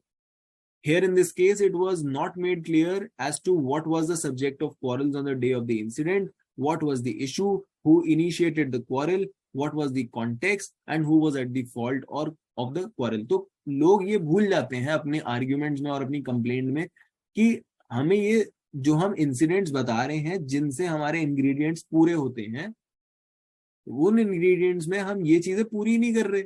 हमने बस ये बोल दिया कि हमारे बीच में लड़ाई हुई थी. अरे ये तो बताओ, what was the subject of the quarrels, what was the issue, उसको initiate किसने किया, context क्या चल रहा था, किसकी fault थी उस quarrel में, उस quarrel की वजह से फर्क क्या पड़ा, उस quarrel की sentimental value क्या थी, उसका दिमाग पे असर क्या पड़ा, क्यों पड़ा. ये सारी चीजें नहीं बताओगे तो आपका केस 306 में नहीं बन पाएगा. राइट. तो the party at fault, if ultimately facing frustration of his plan goes extreme, suicide of the opposite party cannot be blamed and held liable. In different words, if the extremity is one's own creation, the opponent is blamed, it would amount to rigorous supplant justice. आपके खुद के दिमाग की extreme imagination and extremities are not cool. जैसे हम बहुत बार देखते हैं, बहुत सारी वाइफ्स होती हैं, वो घर में बैठी बैठी यही सोचती रहती हैं कि पति कुछ ना कुछ गलत कर रहा है, उस चक्कर में इतनी परेशान हो जाती हैं कि सुसाइड कर लेती हैं. Those are the extremities of your imagination. It's your own conduct, it's your own fault that you are spiraling into, and you cannot blame the other person for that. Right? एक ये चीज हो गई. And then we come to the conclusion, which is conclusion में इन्होंने ये बोला, वही वाली बात कि there is a division between sentimental ties and official ties. इस पे छोटा सा पैराग्राफ इन्होंने इसमें लिखा है 17 में, and this is very important. अब यहाँ पे ध्यान से आंखें खोल के सब लोग देख लेना. This is a very important, very important jurisprudence जो बहुत सारे लोगों को नहीं पता होगी. So in view of the above, it appears that the ingredients for abatement of suicide would be satisfied only if the suicide is committed by the deceased due to direct and alarming encouragement and incitement by the accused, leaving no option but to commit suicide. ये हम ऊपर पढ़ चुके हैं कि alarming encouragement होनी चाहिए. Further, as the action of committing suicide is also on the account of great disturbance to the psychological imbalance of the deceased, such incitement can be divided into two broad categories. दो categories बनाई जा सकती हैं. One, normally where the deceased is having sentimental tie or physical relations with the accused. एक तो ये category हो गई जिसमें हम किसी से इस तरह से जुड़े हुए होते हैं कि सेंटिमेंटली जुड़े होते हैं, गर्लफ्रेंड, बॉयफ्रेंड, माँ बाप, मियाँ बीवी and all that. And second category where the relations are in official capacity. इन दोनों केसेस के बीच में बहुत बड़ा डिफरेंस है. अगर ये jurisprudence यहाँ नहीं बताई जाए तो ये किसी को भी उठा के किसी भी तरह के सस्पेंशन के लिए, एलिगेशन के लिए बंदे को कॉम्पेंसेशन दिला देंगे, अगले बंदे को जेल में डाल देंगे. In the case of former category, माने जहां पे सेंटिमेंटल टाइज है, समटाइम्स अ नॉर्मल क्वारल और utterance of hot exchange of words में result into psychological immediate imbalance. छोटी मोटी चीजों से भी इम्बैलेंस हो सकता है कि अपने फादर को बोल दिया कि आपने मेरे लिए किया ही क्या है, उसकी वजह से भी बहुत बड़ा साइकोलॉजिकल इम्बैलेंस हो सकता है. Consequently creating a situation of depression, loss of charm in life, and if the person is unable to control the sentiments, it may tempt the person to commit suicide. Suicide तक भी जा सकता है. When there is a relationship of husband and wife, mother and son, brother and sister, sister and sister, and other such relationships where the sentimental tie is by blood or physical relations. In case of second category, अब ये official ties की category है जिसके बारे में हमारे case में बात हुई है दिनेश भाई वाले में. सर हाँ सर जी हाँ जी सर मेरे को एक बात बता दीजिए, हाँ जी। ये जो आपने नंबर ऑफ थिंग्स आपने बताई हैं, इसमें ये कितनी बार बोलने पर, जैसे अगर आपने एक बार बोल दिया तो आप बोल रहे हैं कि एक बार के अंदर तो नहीं जस्टिफाई कर सकते होते, you can not justify if one person और the accused said to the prosecutor, but कितनी बार बोलने पर ये एक माना जाएगा कि हाँ ये अबेटमेंट हुआ था? वो तो कोई सेट नहीं किया जा सकता ना, depends on facts and circumstances and आपने बोला क्या है। तो सर सेट तो ये भी नहीं हो सकता कि क्योंकि एक बंद कमरे के अंदर कोई किसी को क्या बोल रहा है, how can you prove that? आप बिल्कुल नहीं बता सकते, तभी तो फैक्ट्स एंड सर्कमस्टेंसेस पे डिपेंड हो रहा है। आप कितनी स्टेटमेंट आप प्रूव कर पा रहे हो, किस तरह की वो स्टेटमेंट है, किस टाइम पे बोली गई और किसको बोली गई, depends on a lot of things. अगर आप अपनी गर्लफ्रेंड के साथ रहते हो या अपनी वाइफ के साथ रहते हो, आपके बीच में गाली गलौज हो सकती है। आजकल पीपल आर कंफर्टेबल इनफ, गाली गलौज कर लेते हैं। बट अगर एक बेटा अपनी माँ को उस तरह से गाली गलौज करने लगे, that would be a shock for her.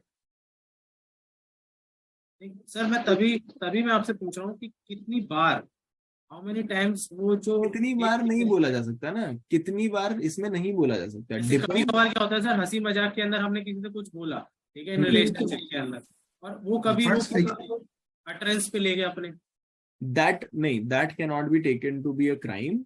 आपने अगर हंसी मजाक में बोला है तो फिर वो मेंजरिया वाली बात आ गई। तो आपको मेंजरिया तो यहाँ है ही नहीं ना, आपको सारे कंपोनेंट्स एक साथ लेके चलने पड़ेंगे।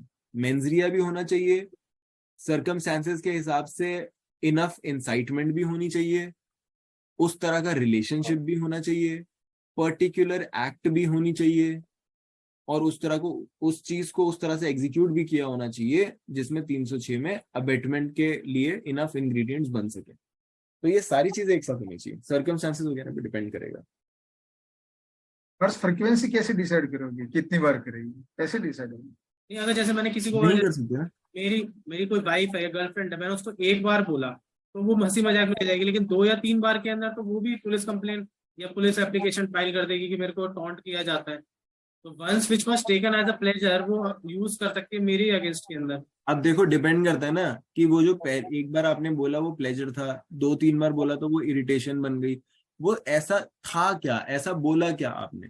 या तो जैसे कभी कुछ लोगों की टॉन्ट होती है कि सपोज करो कि जैसे मेरा एक दोस्त है, उसकी गर्लफ्रेंड के दांत थोड़े टेढ़े हैं, ठीक है, सो वो कभी कभी उसे दंत बोड़ी बोल देता है, हंसी मजाक में ले लेते हैं, राइट, अगर एक छोटा सा ग्रुप हो। मगर वो बाहर किसी मीटिंग में ऐसे दंतबोड़ी टाइप बोल दें तो उसको शायद गुस्सा आ सकता है। मगर it is not you know इस तरह के ये शब्द नहीं है जिनसे सुसाइड तक पहुंच सको, इतनी बड़ी बात नहीं है। हाँ, अलार्मिंग इंस्टिगेशन ये नहीं है। अगर सिर्फ ये दांतों की बात ना हो और वो पूरी सभा के सामने उसको ये बोल दें आउट ऑफ नोवेयर कि तेरा तो इसके साथ चक्कर है या उसके साथ चक्कर है, या तू इधर खड़ी होती है उधर खड़ी होती है, ऐसा करती है वैसा करती है, ऐसा ऐसा सुना दे और उसके घर वालों को भी सुना दे, कुछ ऐसी बड़ी बात हो जाए, that could be something that could be called alarming. और वो सिर्फ एक बार भी हो जाए तो भी it would be enough incitement for a person who was not expecting कि ऐसा कुछ हो जाएगा। मगर अब वो दंत बोड़ी वाली बात तुम जाके टीवी पे बोल लो, तब भी इंसाइटमेंट इतनी बड़ी नहीं बनती। वो it depends on the kind of words you are using, depends on the kind of stage you are using, depends on the kind of audience that is listening to you, depends on the kind of relationship that you two share. It's not a इस तरह के ये शब्द नहीं है जिनसे suicide तक पहुंच सको, इतनी बड़ी बात नहीं है। हाँ, अलार्मिंग इंस्टिगेशन ये नहीं है। अगर सिर्फ ये दांतों की बात ना हो और वो पूरी सभा के सामने उसको ये बोल दें आउट ऑफ नोवेयर कि तेरा तो इसके साथ चक्कर है या उसके साथ चक्कर है, या तू इधर खड़ी होती है उधर खड़ी होती है, ऐसा करती है वैसा करती है, ऐसा ऐसा सुना दे और उसके घर वालों को भी सुना दे, कुछ ऐसी बड़ी बात हो जाए, that could be something that could be called alarming. और वो सिर्फ एक बार भी हो जाए तो भी it would be enough incitement for a person who was not expecting कि ऐसा कुछ हो जाएगा।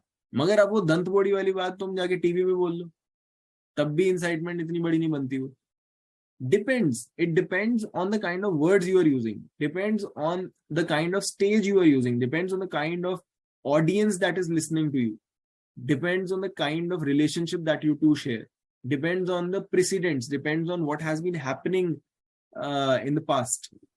बहुत सारी चीजों पे डिपेंड करेगा, वो सारी चीजें एविडेंस में आएंगी और कोर्ट को देखना पड़ेगा,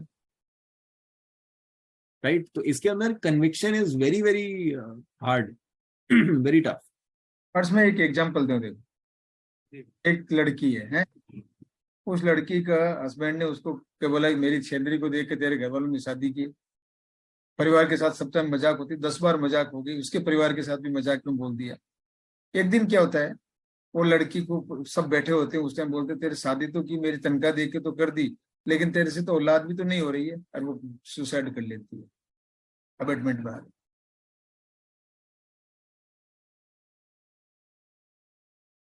एक ही लाइन चेंज हुई है, खाली एक वर्ड की तुम्हारी औलाद भी तो नहीं होती है, तनख्वाह भी दी, वो कुछ है ही नहीं, तुम तो किसी काम की, बस हो जाती, चेंज हो गई ना सर्कमस्टेंस। अब कितनी बार हुई मजाक, लेकिन तो एकदम हो गए, बहुत बार देखने को मिलता है ऐसे। सर फिर इसके कनेक्शन में एक और चीज बता दीजिए, अगर कोई एप्लीकेशन फाइल करता है 154 में जाके, तो क्योंकि मैंने बहुत सारे क्लाइंट्स को देखा आपने, वो वेगली फाइल कर देते हैं और वो ये भी नहीं देखते कि 306 के एलिमेंट आ भी रहे हैं कि नहीं आ रहे हैं। तो हमको जब 154 की एप्लीकेशन बनाया, तो ये इसके अंदर ये जो सारी चीजें आपने बताई गई हैं, इनको प्रोविजंस को देखकर बनाई जाए एप्लीकेशन। वो देखो ये चीज तो पहली बात 154 की जो एप्लीकेशन होती है वो कोई वकील के बनाने की एप्लीकेशन नहीं होती, वो FIR होती है जो कंप्लेनेंट को बनानी होती है, वो आप नहीं बनाओगे, ऐसी चीजें रिकॉर्ड होते हुए नहीं बोलते, ठीक है? अगर नॉर्मली कोर्ट के अंदर ऐसी एप्लीकेशन आ जाए तो हाँ ये देखा जाएगा उसमें इंग्रेडिएंट्स कितने पूरे होते हैं और कितने नहीं होते।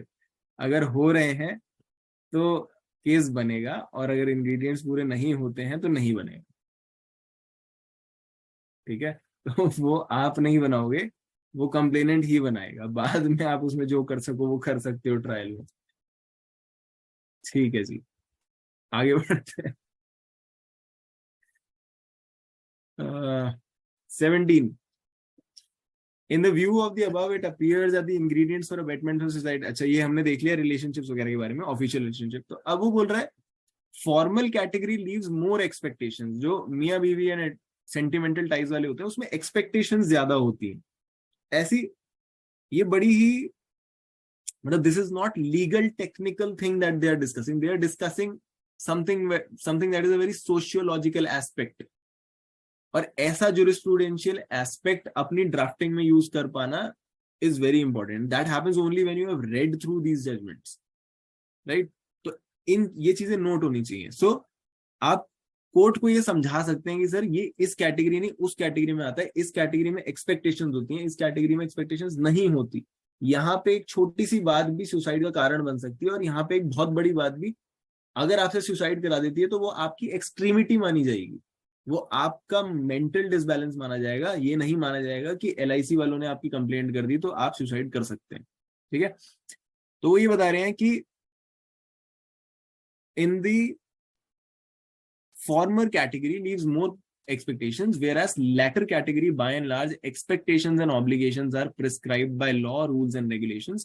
Of course, for meeting with the requirement for ingredients of abetment to suicide, the provisions of IPC are the same.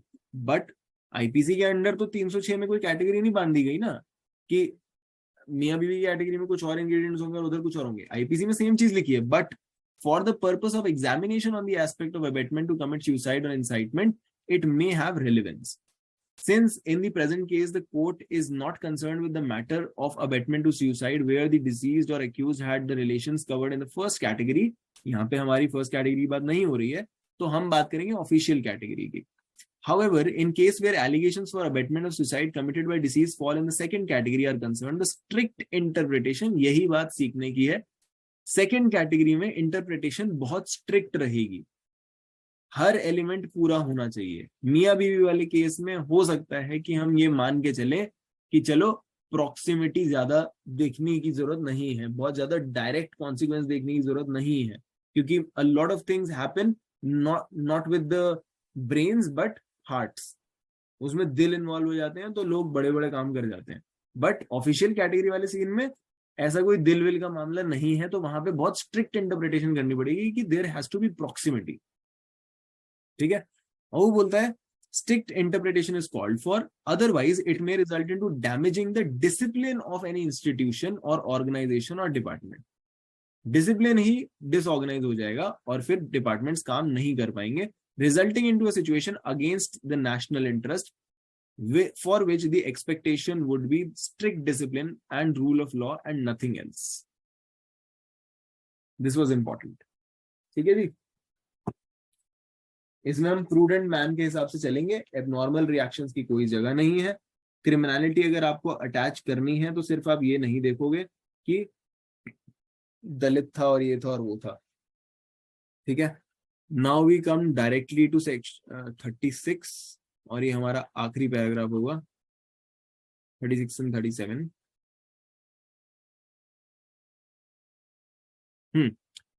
The learned counsel appearing for the petitioners, petitioners माने जो लोग अभी क्वॉश कराने आए हैं, as well as the respondent have made elaborate arguments on the aspect of power of the police to investigate in a case where FIR is registered in a cognizable case, cognizable offense। कहाँ पे दी गई है powers investigation वगैरह की cognizable offences में? Police की powers कौन से सेक्शन में दी जाती है? पावर टू अरेस्ट 41 में सर। 41, करेक्ट। तो इन्होंने बात करी कि क्या एफआईआर यहां बनती थी, क्या ये कॉग्निजेबल ऑफेंस बनता था? As such on the said aspect the position of law is settled by the apex court in the case of Bhajanlal. ये बहुत इंपॉर्टेंट केस है, Bhajanlal, Chaudhary Bhajanlal. In the said case apex court said, क्या बोला उन्होंने? इन्होंने पूरा का पूरा बताया कि 482 कौन कौन से केसेस में चलना चाहिए, कौन कौन से केसेस में 482 में क्वॉशिंग होनी चाहिए। तो आप जब भी कोई ऐसा केस लेके जाते हैं, स्पेशली जब कोई और क्वॉशिंग का केस लेके आता है, तो आप ये चौधरी भजनलाल का 108 जो है, इसके हिसाब से उसको असेल करने की कोशिश कर सकते हैं। It says in the backdrop of interpretation of various relevant provisions of the code under chapter 14 and the principles of law enunciated by this court in a series of decisions relating to exercise of extraordinary power under 226 or 482, these are the places जहां पे आप क्वॉशिंग करवाते हैं of the code which we have extracted and reproduced above. We give the following categories of cases by way of illustration wherein the power could be exercised either to prevent the abuse of process of law of the court or otherwise to secure the ends of justice, though it may not be possible to lay down any previce clearly. तो ये कब कब क्वॉशिंग होनी चाहिए उसकी बात बता रहे हैं, शॉर्ट में बता रहा हूं। जब जब फेस वैल्यू पे एफआईआर को लिया जाए and in their entirety do not prima facie constitute any offense or make out a case against an accused. Entirety में पूरा केस नहीं बन रहा है, माने इंग्रेडिएंट्स पूरे नहीं हो रहे हैं। तो जब इंग्रेडिएंट्स पूरे नहीं हो रहे हैं, क्वॉशिंग का केस बनेगा। Where the allegations in FIR and other materials accompanying do not disclose cognizable offense, again ingredients पूरे नहीं हो रहे हैं। Third, uncontroverted allegations made in the FIR or complaint and the evidence collected in support of the same does not disclose any commission. अब एक stage आगे बढ़ गए, एविडेंस जो निकाली गई है उसमें कोई केस नहीं बना है, अगेन क्वॉशिंग हो सकती है। जब कॉग्निजेबल केस ही नहीं है, नॉन कॉग्निजेबल केस है, उस केस में भी कोर्ट देख सकती है कि क्वॉशिंग करनी है या नहीं करनी है, इजीली हो जाती है उस केस में। Where allegations made in the FIR are so absurd and inherently improbable on the basis of prudent person's approach. तो हमने 2 पॉइंट अभी पीछे देखे थे। एक तो absurd नहीं होना चाहिए, माने जनरल एलिगेशन नहीं होनी चाहिए, they have to be particular. अगर वो नहीं है, क्वॉश कर दो। सेकेंडली, प्रूडेंट मैन उसके ऊपर एक्ट करेगा या नहीं करेगा वो भी देखना पड़ेगा। You don't have to talk about abnormal people, abnormal reactions. You have to talk like a prudent person. On the basis of that, if you don't find a case, you can quash it. Where there is an express legal bar, कोई legal बार लग जाता है limitation वगैरह का, तो obviously उसे quash किया जा सकता है। या जुरिस्डिक्शन का लग रहा है, आपने गलत जगह गलत जुरिस्डिक्शन में डाल दिया, उसको क्वॉश किया जा सकता है। एंड मैलाफाइडली डाली गई है, किसी को परेशान करने के लिए डाली गई है, वेंजियंस के लिए डाली गई है, तो उसको क्वॉश किया जा सकता है। तो ये भजनलाल में बताया गया था क्वॉशिंग किस किस केस में हो सकती है। उसमें इन्होंने बताया कि अब जो पहले 2 पॉइंट थे ना, वो बहुत जनरल थे, जिसमें उन्होंने क्या बोला, इंग्रेडिएंट्स पूरे नहीं हुए। ज्यादातर लोग इसी चीज में फंसा देते हैं और क्वॉशिंग में ले आते हैं। अब देखो वो क्या बोलता है, the aforesaid principles are followed in a number of cases by apex court and various high courts of the country and therefore no detailed discussion is required. If the case is examined in the light of the concluding observations made by the apex court, which are reproduced here and above, and in view of the observation made by the court in earlier paragraphs, after taking into consideration the scope and ambit of the offence for which the accusation is made in the complaint, the present case, जो हमारा case है, it is covered by the principle in item number 1. पहला वाला item, on the basis of allegation in the FIR, no case is made for the commission of alleged offences. माने ingredient पूरे नहीं हुए. तो सबसे ज्यादा केसेस इसी में ही क्वॉश होते हैं कि आपके इंग्रेडिएंट पूरे नहीं हो रहे. आप किसी तरह बस ये दिखा दो कि कोई इंग्रेडिएंट पूरा नहीं हो रहा, और उस बेसिस पे आप 482 में एक क्वॉशिंग एप्लीकेशन लगा सकते हो. उल्टी सीधी इधर उधर की चीजें, सेंटिमेंटल चीजें लगाओगे, बुड्ढा है, ये है, वो है, इन सब चीजों पे क्वॉशिंग नहीं होती है. You have to show these points. Further 82 के अंदर जब हम क्वेश्चन लगाते हैं, क्या वो भी टेक्निकल ग्राउंड पे होती है कि वो भी फेस वैल्यू पे हो जाती है? नहीं, टेक्निकल पे भी लगा सकते हो. यहाँ पे ऊपर वो पॉइंट था ना कि कोई एक्सप्रेस लीगल बार है या नहीं, ये है ना एक्सप्रेस लीगल बार, ये टेक्निकली तो है.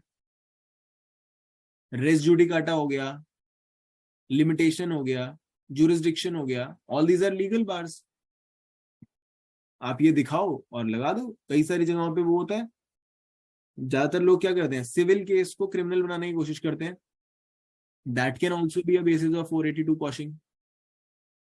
ठीक है,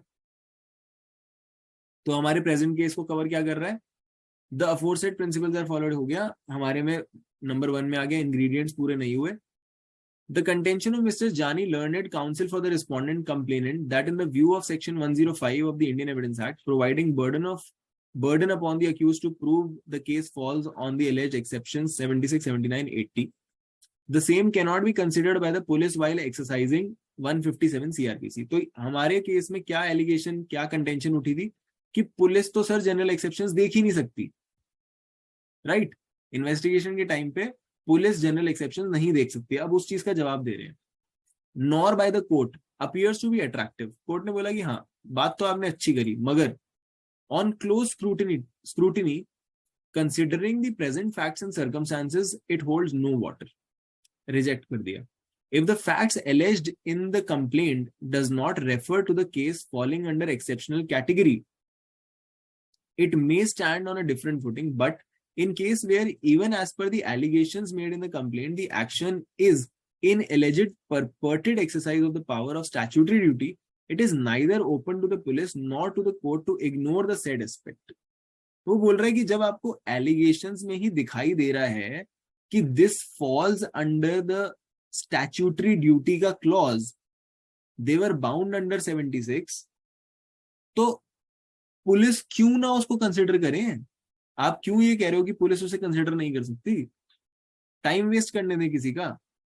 तो पुलिस उसे कंसिडर कर सकती है. बोलता है as such 105 of the Indian evidence act is to be considered at the stage of trial. मानते हैं कि ट्रायल के टाइम पे ही 105 पे प्रॉपर बातचीत होती है क्योंकि बर्डन ऑफ प्रूफ की बात हो रही है. Therefore cannot be present in service at the stage when police is to exercise the power of investigation or the court is to consider 482. In considering that whether the accusation made in the complaint makes out a case for commission of the offence or not, the police, while reaching the prima facie satisfaction of suspecting the commission of cognizable offence, cannot ignore general exceptions as provided in IPC chapter 4. Ignore हम नहीं कर सकते जब आपके सामने prima facie. Main point है prima facie ही तो देख रहे हैं हम, उसके मेरिट्स पे थोड़ी देख रहे हैं. मगर प्राइमा फेसी में ही हमें अगर जनरल एक्सेप्शन दिख जाए तो क्यों ना हम उसे क्वॉश करें भाई. टाइम तो बचाएंगे अपना भी और अगले बंदे का भी. ठीक है. If on the basis of the allegation made in the complaint the case is falling under general exception, it can be said that the action cannot be termed as an offence. However, if the police finds that the allegation made in the complaint on its face value की बात हो रही है, merits में कोई नहीं जा रहा, if taken may not fall in the category of general exception as provided under IPC, it may further investigate into the matter and may, after the investigation, if the case is found to be not falling under general exception, the police may further proceed for investigation by interrogation. Therefore, there is no substance in the contention raised that while proceeding for investigation of a complaint in respect to cognizable offence, the general exceptions are not at all to be considered by the police. ऐसा हम नहीं मान सकते. If such a contention is accepted, it would result into treating all the actions as offence. फिर तो हर एक offence को हमें, हर एक action को हमें offence मानना ही पड़ेगा, क्योंकि पुलिस को आप कह रहे हो वो general exceptions और defense वगैरह देख ही नहीं सकती. और वो नहीं देख सकती तो मतलब हर केस को इन्वेस्टिगेट करेगी, that is not prudent. Her case तो नहीं आता ना ऐसा कि जिसमें इन्वेस्टिगेट करें। दो otherwise are of the category of offences in view of general exceptions provided under IPC, and such would also result in nullifying the effect of provisions of IPC providing for general exception. Even at the time of trial, merely because the accused is claiming his case is in general exception, the prosecution is not discharged. ये हमने पहले भी point देखा था, इसमें हम बात कर रहे। The prosecution is not discharged from the obligation of proving the case that the offence is committed. Prosecution को फिर भी अपना जो केस है वो प्रूव करना पड़ेगा। While filing the charge sheet, the police may be required to show in the investigation that the offence is committed in spite of general exception. क्या बोल रहा है? जब चार्ज शीट फाइल करेगी police may be required to show, police को बोला जा सकता है कोर्ट के द्वारा कि आप ये शो करें कि in the investigation that the offence is committed in spite of the general exception, कि जनरल एक्सेप्शन मिले, आपको देखने को मिला कि जनरल एक्सेप्शन में फॉल करता है, मगर फिर भी आपको ऐसा लगता है कि इसने अपराध किया है। And at the stage, the burden of proof would be upon the accused to prove that it was really and genuinely a case falling under general exception. The reference may be made to the decision of the apex court in Ram Swaroop. Further, the category of self defense, ये सारी चीजें बकवास है। तो यही main इसके अंदर बातचीत हुई है और अल्टीमेटली इन्होंने in the view of the aforesaid information इस केस को क्वॉश कर दिया और बोला कि इसके इंग्रेडिएंट्स पूरे नहीं मिलते हैं। हमें जरूरत नहीं है कि हम सिर्फ इसलिए कि जनरल एक्सेप्शंस की बात हो रही है तो ट्रायल तक जाएं और उनको एविडेंस देने के लिए बोले। हम इन्वेस्टिगेशन और क्वॉशिंग की स्टेज पे ही प्राइमा फेसी एविडेंस को यूज करते हुए जनरल एक्सेप्शंस कंसिडर कर सकते हैं और उस बेसिस पे आपकी कंप्लेंट को क्वॉश किया जा सकता है। पुलिस भी कर सकती है कंसिडर और कोर्ट भी कर सकती है। मेन मूड पॉइंट हमारा आज का यही था।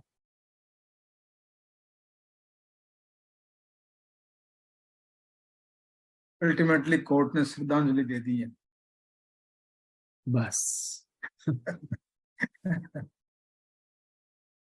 कुछ ज्यादा ही लंबा हो गया।